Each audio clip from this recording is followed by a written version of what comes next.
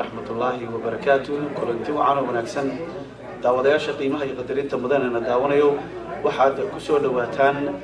shirweynaha dhalinyarada iyo ardayda Ogaadenya oo ka dhacay magaalada San Diego ariga Mareykanka daawadayaal sida aad ogtihiin ba shirkan ayaa waxa ka soo qayb gashay wufuud fara badan wufuuda iyo marti sharafta ayaa waxa kamid ahaa wafdi sare oo ururka jabhadda wadaniga xoreynta Ogaadenya oo iyagu Mareykanka u yimid in ay ka qayb galaan shirkaas waxaan fursad u yeelanay in aanu waraysi la yeelano sida aad aragtaan waxa dhinacayga fadhiya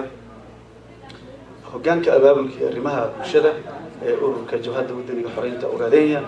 mudane Maxamed Cabdi Yaasiin Diirane iyo gudoomiye ku-xigeenka jabhadda wadaniga xoreynta Ogaadenya mudane Maxamed Ismaaciil Umar waxa kale oo isna dhinaca sii fadhiya waa hoggaanka cilmi baarista ee jabhadda wadaniga xoreynta Ogaadenya mudane Maxamuud Nuur mudane yaal ku soo dhawaada barnaamijka mudane yaal marka hore aad baa idinka mahadcelinayaa sida sharafta leh uga soo qayb gashaan shirka kan su'aasha ugu horeysan idin weydiinaya dabcan aan meesha ka maqnay waxa weeye bal marka hore imaashihiina aad timaadeen North America bal wax yar inaad noo yara faahfaahisaan dadweynaha aad bal la qaybsataan bismillahir rahmaanir rahiim alxamdulilah thanaa billah salaatu wasalaamu ala rasuulillah marka horeysa waa mahadsan tahay marka labaad kolley halgan baan ku jirnaa nin halgan ku jiraana hawlihiisu adduunka oo dhan bay ku daadsay waddankan USA waa waddan ballaaran shacbi aada u ballaaran oo reer Ogaadenya ah ayaa jooga oo goor walba xidhiidh iyo mataqaanaa inaa laga warhayo iyo contactgiisa aan dadaal badan la geliyo waddankan waana waddanka hadda caalamka hogaamiya oo dowladda caalamka siyaasadeeda maanta majara haysa weeye on top of that intaas oo dhan waxaa dheer maanta waxaa halka ka socda oo aan u nimid isaguna oo kow ah muhiimaadka waaweyn ka mid ahaa shirkii ururka dhalinyarada iyo ardayda Ogaadenya shirweynihiisii labaad ayaa maanta halkan ka dhacay marka dhowr hawlood oo muhiim ah ayaad moodaa inay kulusatay oo aanu ka mid ah waxyaalaha ay waqtigiiyo aad baad u mahadsantahay mudane Diirane su'aasha kale ee aan weydiinaya waxa weeye dabcan su'aalo fara badan baa la idin weydiin idinka waxaad tihiin urur gobonimo doona ururku markuu gobonimo doon yahayna waxa weeye cilaaqaadkiisa iyo xiriirkiisu way fara badanayaan oo dhinaca siyaasadda su'aashu waxa weeye idinku Mareykanka waa timaadeen wax ka baxsan ajendihiina oo imaasha shirkan ka soo qayb gashaan ahayn oo inaad dawladda Mareykanka aad la kulmaysaan qorshaha ma ku jiraan bismillaahir rahmaanir rahiim waxa kolley waxa noo qorshaysan inaanu aragno dalkan Mareykanka madaxdiisa iyo siyaasiyiintiisa ama ha ahaadeen heer gobol ama heer muxuu ahaa dawladda dhexe ha ahaato way noo qorshaysan tahay waxa kale oo ajendadayada kamid ah shirweynahan OICU ee ka soo qaybna ka sokow inaan jaaliyadaha faraha badan ee reer Ogaadenya iyagoo dhoodo la kulanno waxaa dalkan ku nool oo kaleeto Soomaali fara badan oo runtii dadka Soomaaliyeed ee walaalaha naga madaxdooda iyo jaaliyadahoodii inaanu iyagana haday fursad aanu waqti u helno intaanu halkan joogno inaanu la kulanno ayaa noo qorshaysan marka insha Allah inaanu ku guuleysano kulamadaas nawaanu rajaynaynaa waad mahadsan tahay mudane gudoomiye ku-xigeen aad iyo aad baad u mahadsan tahay waxaa jiray wada hadal hadda ka hor sanadkii hore dawladda Itoobiya iyo ururka jabhadda wadaniga xoreynta Ogaadenya u wada furmay balse hakad uu ku yimid cilada awgeed wada hadalka wax ka soo kordhay ma jiro wada hadalka dawladda Itoobiya codsatay markii hore dawladda Kenya ay ka codsatay in ayna wada hadalsiiso annaguna waa soo dhaweynay wada hadalkaas uu bilowday si fiican buu bilowday ajendadiisina la isugu afkartay wareegiisii labaad ayay Ethiopia sidii aad ka arkayseen meediyaha Ethiopia kulley carqaladaysay oo shuruudo aan la isku ogeyn bay keentay taas baa hakisay hase ahaatee dawladihii hoostigareynayay ama doonariska ahaa ee dhaqaalaha bixinaya ama dawladdii Kenya iyadu hoostigareynaysay ee waday ayaa sidaad la socotaan waxaa ku yimid mashquul doorasho dawladdii oo dhaca isbedeshay oo dawlad cusub iyo doorashooyin cusub ay ka bilowdeen tii oo weli dhismaheedii uu ilaa hadda maad aragtay uu jiro madaxweynihii sidaad garanaysiin waa dhaweyd la dhaariyey marka dawladdii Kenya arrimaha mashquulnimadu waxoogaa way daahisay laakiin waxaa jira dadaal fara badan oo ama ha ahaato dawladda Kenya muddada ay socotay iyo Ethiopia xiriir dhex maray iyo dadaal fara badan oo dawlado kale ay sameynayaan sidii uu wareegii saddexaad u bilaaban lahaa ajandadiisina loo soo xisboonaysiin lahaa dadaalada fara badan baa jira laakiin hadda weli maana labada oo nalafiyo dawladda Ethiopia hadda weli isma hor fadhiisan laakiin waxaan rajaynaynaa sida ugu dhaqso badan inay midho dhalaan dadaaladaas oo la wada fadhiisto aad baad mahadsantahay mudane waxaan u malaynayaa ilaahay khayr ha ka dhigo su-aasha u dambaysa maxaad u sheegi lahayd shacab weynaha Soomaalida ogaadeen maxaad kula dardaarmaysaan waa su'aal fiican weeye runtii shacbiga wanaagsan ee geesiga sharafta leh Soomaalida ogaadeen salaam aad u qiimo badan baan salaamaya wax kale oo loo sheegana ma jirto oo ahayn sharaftiina iyo karaamadiina iyo aadaminimadiina waxay ku jirtaa idinka oo midooba gumaysiga dadka daashadayna u midooba midnimadana adkeeya intaas ayay ku jiraan wax kasta oo khayr ah oo wanaag ah oo dadkaas uu maaragtay mustaqbalkiisa ku liibaani karo aad iyo aad baad mahadsantihiin mudanayaal sida sharafta leh ee aad noo siiseen waraysigan insha Allah waxaan rajaynaynaa in hawlihi aad u timaadeen inuu guul ku dhamaado ilaahayna idinla garab galo aad baan idinku mahadcelinayaa mudanayaal annagoo bartamaha weli kaga jirna waraysiyadanadii aanu ka wadnay shirweynaha ururka dhalinyarada ardayda ogaadaya ayaa waxa aanu waraysanay madaxdii dowladda wadaniga xoreynta ogaadaya oo iyagu ka soo qayb galay shirweynaha waxaana iminka noo suurta gashay in aanu waraysano xubnihii kaleeta iyaguna ka soo qayb galay shirka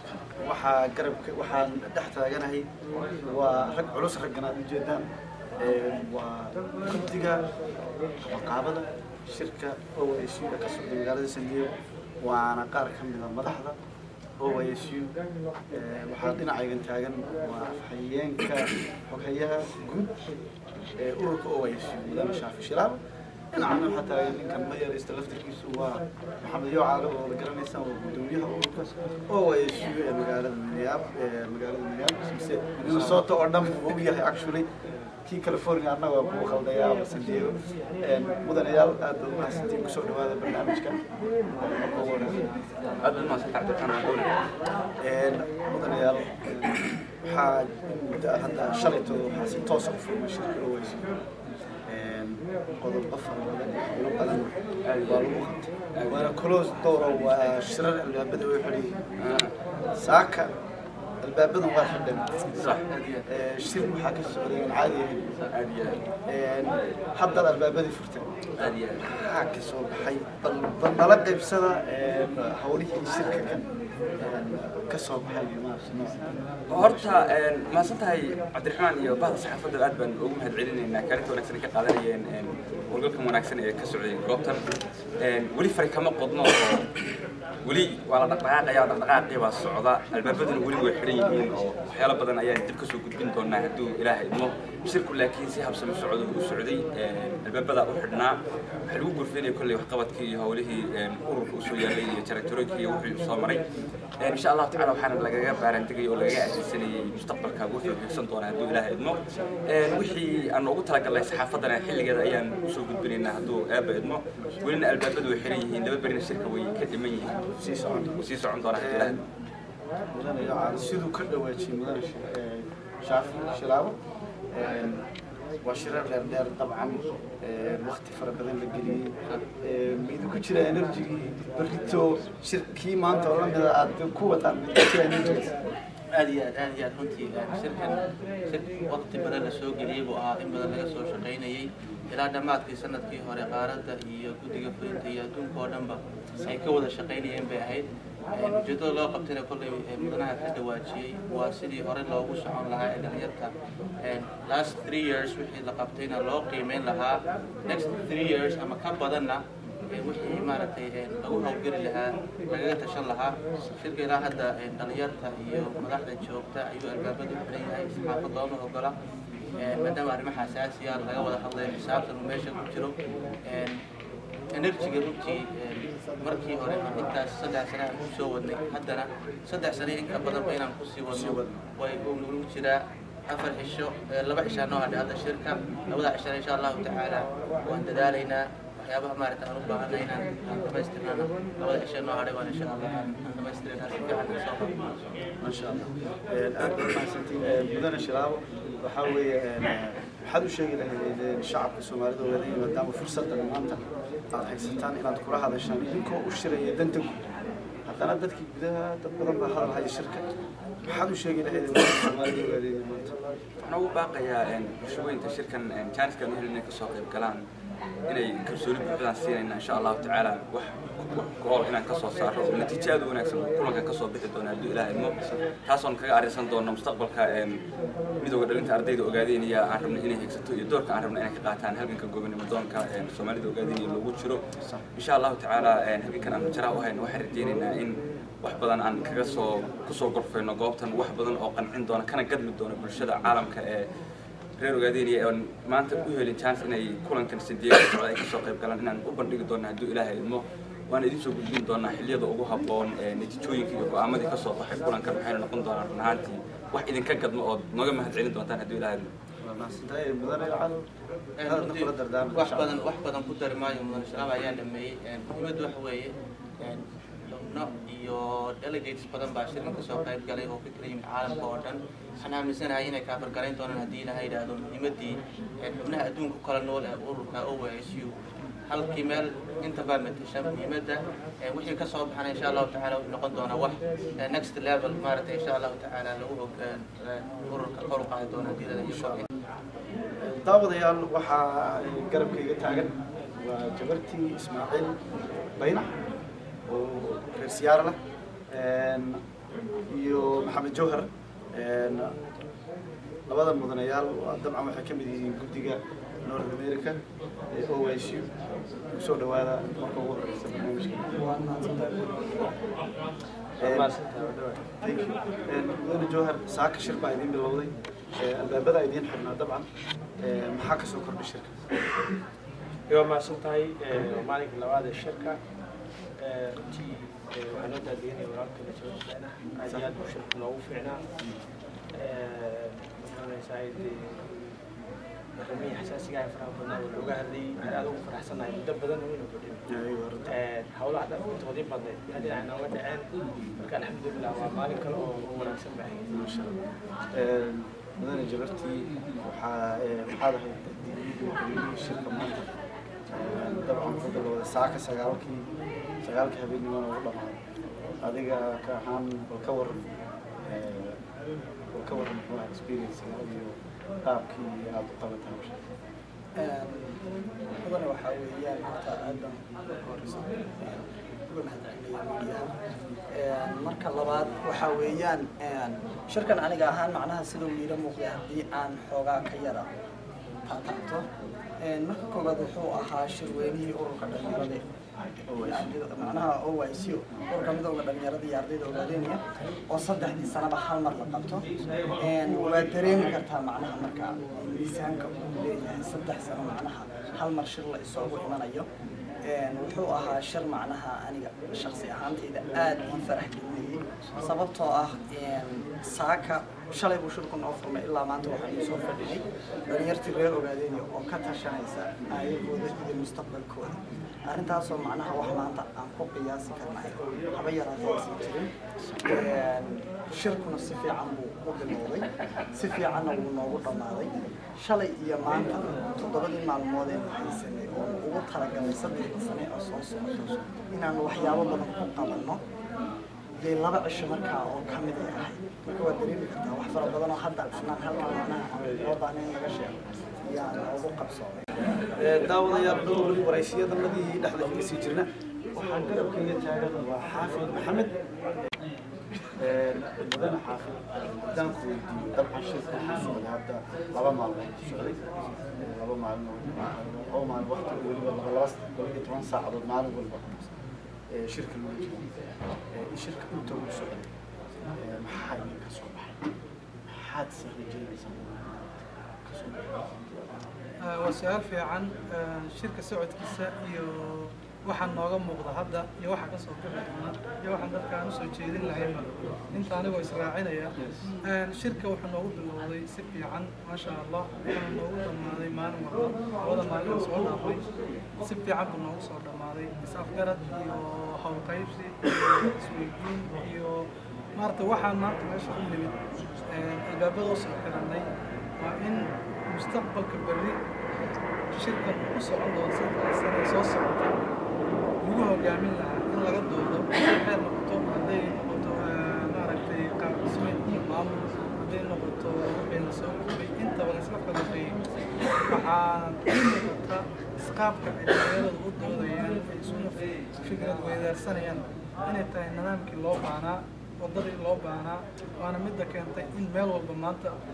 ururka OIC uu ka codayo tani qaxootiyada Europe around the world oo OIC uu ka jirto waan taa halkan annaga oo goobta joognana ay noogu soo fiican waxaana iiga ifaysa mustaqbal fiican oo lagu hiiran karo waxaana leeyahay bulshada ka maqan maanta xubnaha OIC ee caalamka meel walba joogaanba intii codaysay ciddii u codaysay iyo halkii ay u codaysay warajaga qabtaba waxayna furan oo waajiba in aynu hawlaheena dardar gelino horeyna u wadno mas-uul walba soo baxa iyo maamul walba jiraba sidii aan oola shaqayn lahayn iyo sidii aan u hirgelin lahayn hawlahayna horyaalo taasoo kala dardaarmi lahaa mas-uul iyo gobonnimo daawadayaal waxaa intaan noogu eg barnaamijkii aan kaga soo gudbinaynay shirweynaha ururka dhalinyarada iyo ardayda ogaadeen oo ahaa maanta maalintiisii labaad waxaanu idinkaga tegaynaa aniga iyo tiimkaygaba xaafid iyo maxamed geelle waxaan idinkaga tegaynaa sidaas nabadgeliyo intaanu dib hawada ugu kulmi doono berrito haddii alla